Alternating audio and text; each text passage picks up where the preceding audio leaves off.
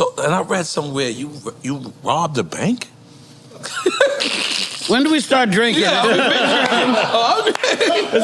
we drinking already. We drinking. Well, I don't know I don't even know what this is. No, the bartender tried to sabotage me. Well, I don't know what this is. Champagne. What you drinking right now?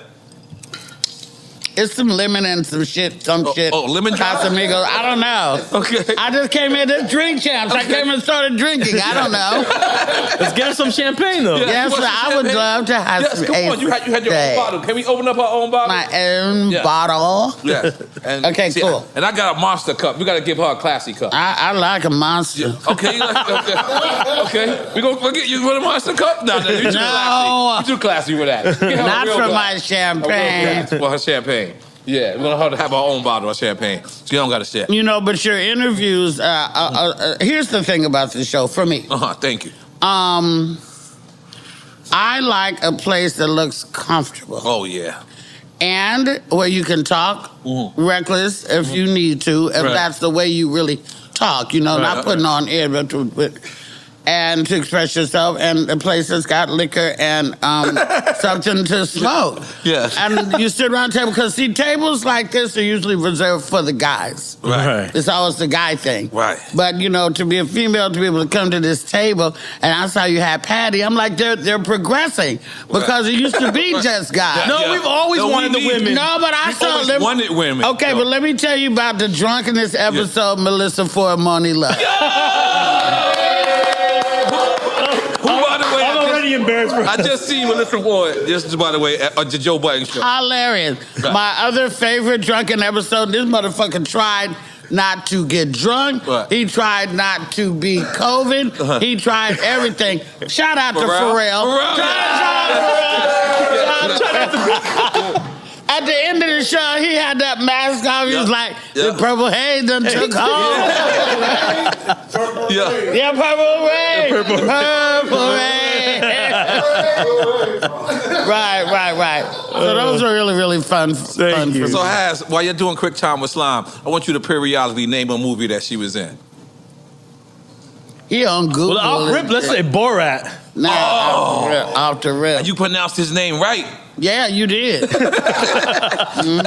So how do you get a call for something like that? Because that was what is Borat considered? A comedy that's a spoof, a parody almost? Did you even know what it was when you read the script or they called you for it? Nope.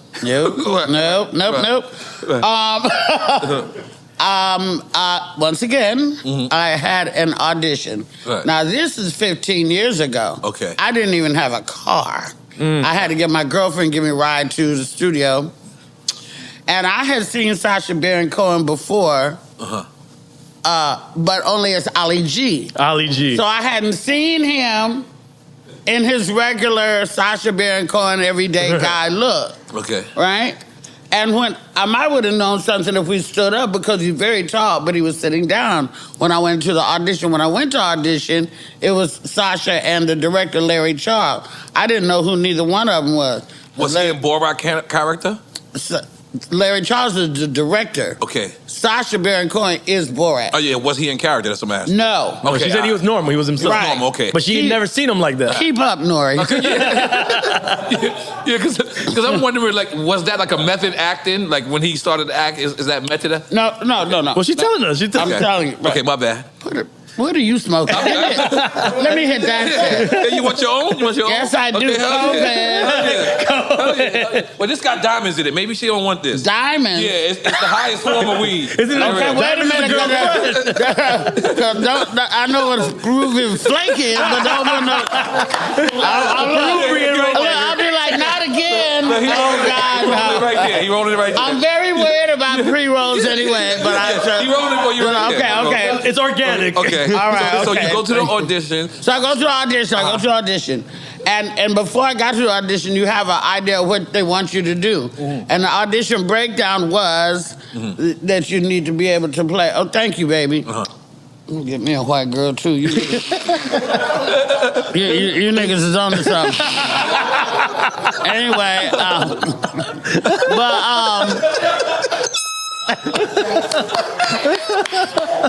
I've been waiting for someone to say this. I'm beginning to get it. I think I get it. I wasn't ready.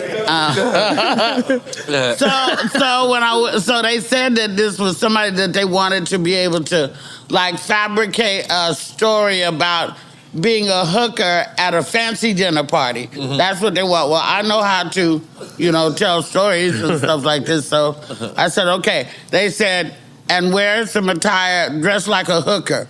I'm like, well, I just go in what I got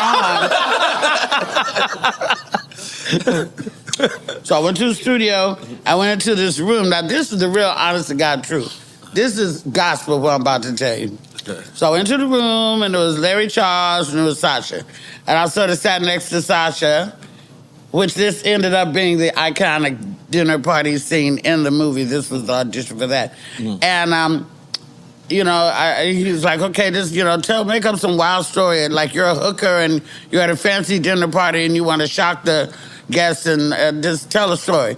I was like, okay, and I just ran off the mouth. I was with this guy, and he was licking my ass, and I was that, and all this shit, right? They did that. They laughed like they did that.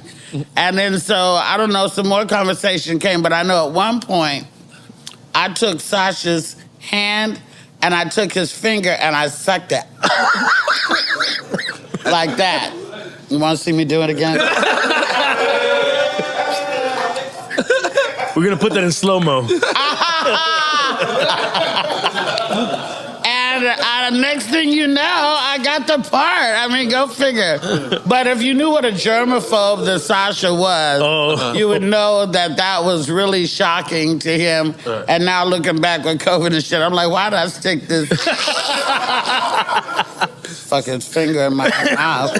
So as you filming it, right? A lot of people say when they making music or they making albums or making a great movie, they know they're making a great movie. This is like a parody, but it's pushing the comedy because he's doing things that's a little crazy with the guy, and they on thongs. And people don't know, right? Like, There's people on set that don't know. Did you know that this was going to be like revered as an international classic at the time? A blockbuster. A blockbuster. That's what I meant to say. A goddamn blockbuster. Yeah, did you know that? An Academy Award nominated film.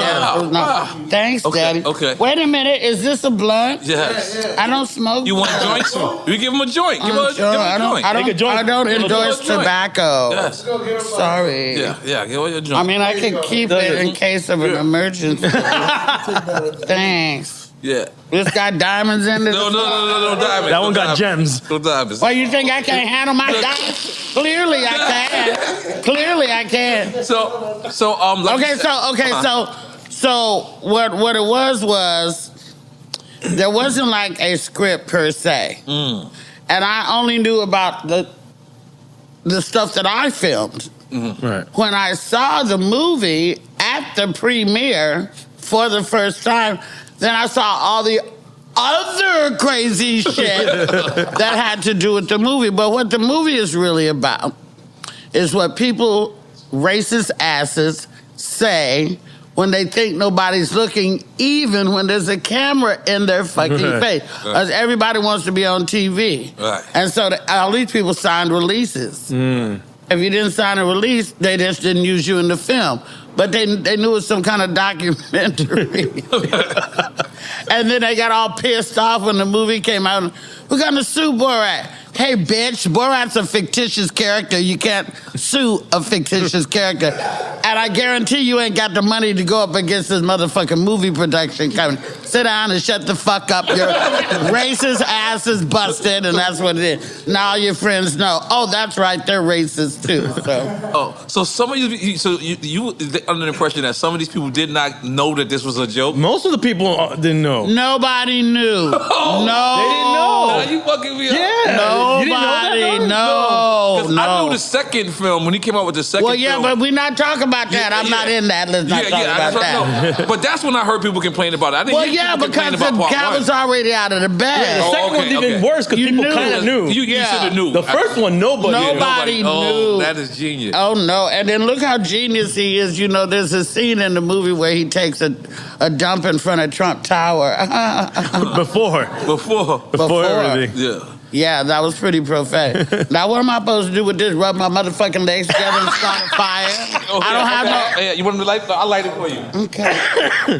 But if you would have rubbed your legs to start a fire, that would have been interesting, Give too. me this goddamn... And I don't like these kind. These are the ones I used to smoke crack with. Okay.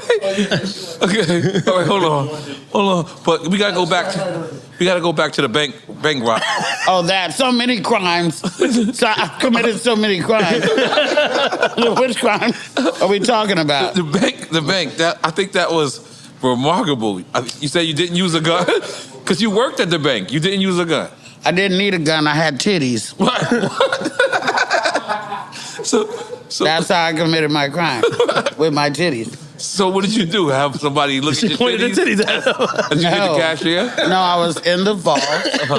I took the money and put it in my titties. And continued to work the rest of the day and walked out the door with 50 racks in my bra.